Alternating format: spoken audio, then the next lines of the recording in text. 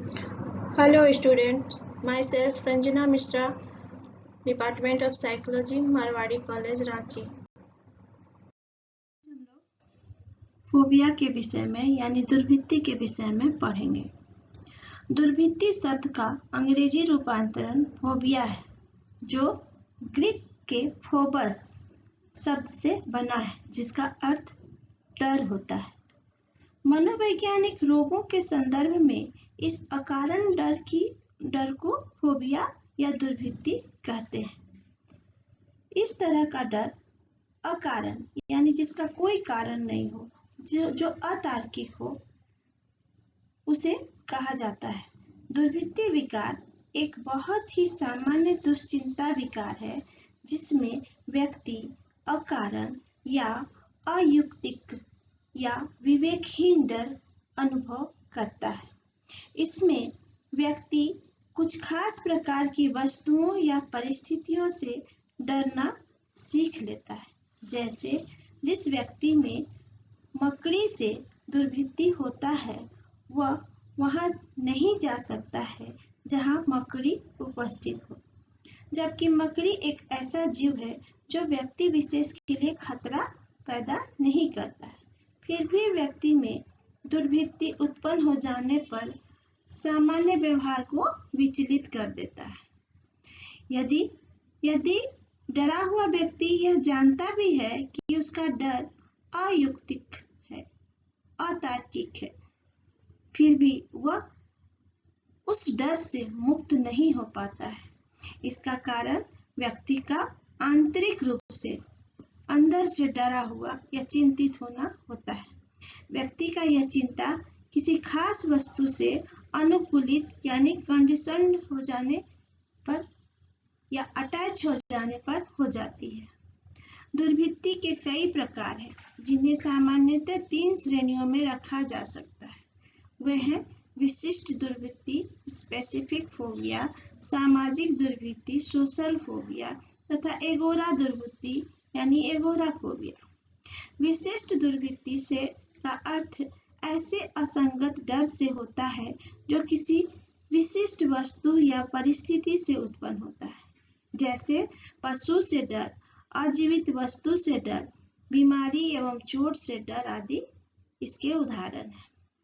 दूसरा, सामाजिक दुर्भित्ति यानी सोशल फोबिया। वैसे दुर्भित्ति को कहा जाता है जिसमें व्यक्ति को अन्य व्यक्तियों की उपस्थिति का सामना करना पड़ता है। जैसे मंच पर बोलते समय या किसी अजनबी से बात करते समय आवाज के खो जाने या थरथराने का डर होता है। ऐसे ही कुछ व्यक्तियों को यह डर बना रहता है कि उसका मूल्यांकन लोग करेंगे। इसका कारण यह होता है कि ऐसा व्यक्ति परिस्थितियों से दूर भागना चाहता है तथा चिंतित नजर आता है।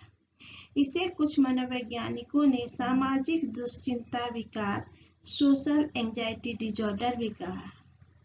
नेक्स्ट, एगोरा दुर्भित्ति का शाब्दिक अर्थ भीड़ भाड़ या बाजार स्थलों से डर होता है। इस तरह के डर का केंद्र बिंदु सार्वजनिक स्थान ही होता है, जैसे बाजार जाने से डर, भीड़ भाड़ वाली जगहों में जाने से डर तथा यात्रा करने से डर आदि एगोरा दुर्भित्ति यानी एगोराफोबिया के उदाहरण हैं। An intense, persistent, irrational fear of something that produces conscious avoidance of the feared subject, activity or situation is called a phobia. Phobias can vary in degree and how much they interfere with healthy adaptation to the environment. Some otherwise normal and well-adjusted person also have phobias. Phobias are mainly of 3 types. First, specific phobia are those directed towards specific object and situation and can be varied. For example, acrophobia, fear of height, pyrophobia, fear of fire, and hydrophobia, fear of water. Next, social phobia. Social phobia is a fear of social situations, and people with this phobia may avoid a wide range of situations in which they fear they will be exposed to, scrutinized, and possibly humiliated by other people. Next, agoraphobia. Agoraphobia is the term used when people develop a fear of entering unfamiliar situations. Social learning theories work on the principle that our experiences, be it positive or negative, such as phobia or lizard, cockroach, are the result of learning process which start early in life. Small children can play with snakes. They are not aware of the danger involved. For them, it is just another play object. As they grow up, the fear of these things are installed by their parents and society, which is reinforced and accounts for reaction like phobia.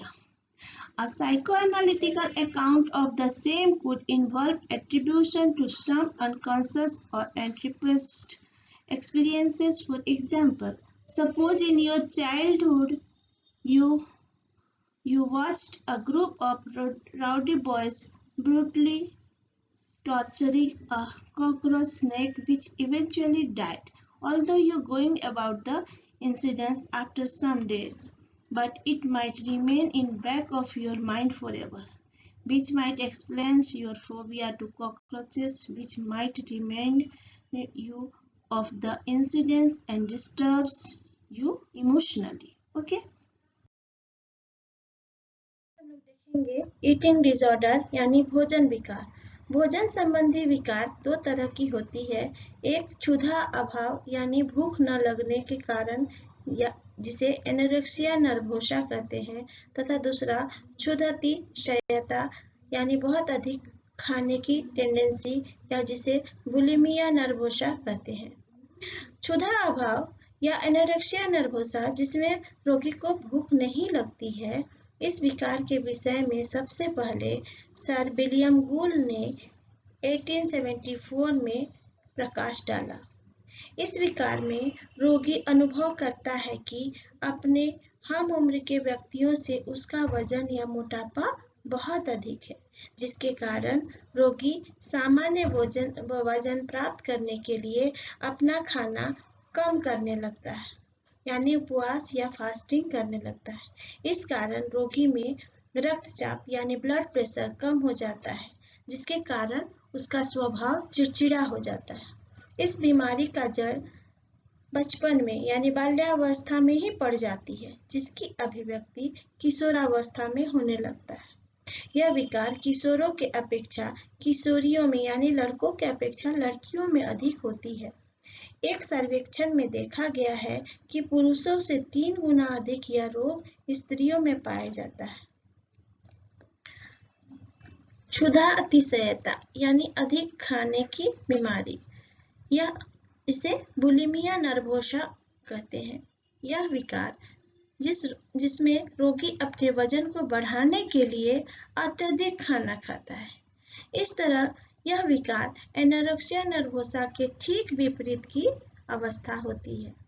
यह एक ऐसा विकार है जिसमें रोगी को विश्वास रहता है कि उसका वजन तथा मोटापा घटते जा रहा है, जिसके कारण रोगी अपना वजन तथा मोटापा बढ़ाने के लिए अधिक से अधिक खाना खाने लगता है।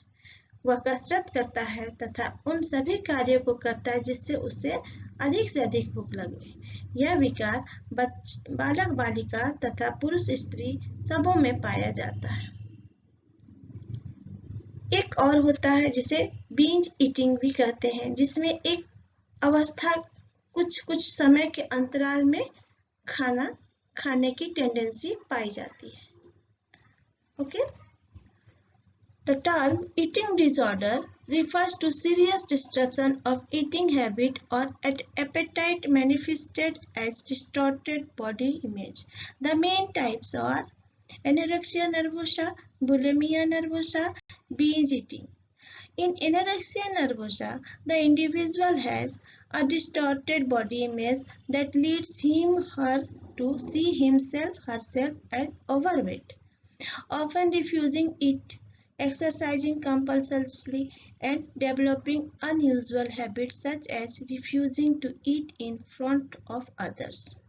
An anorexic may lose large amount of weight and even starve himself/herself to death. In bulimia nervosa, the individual may eat excessive amount of food. They purge his/her body of food by using medicines such as laxative or diuretic of the or by vomiting.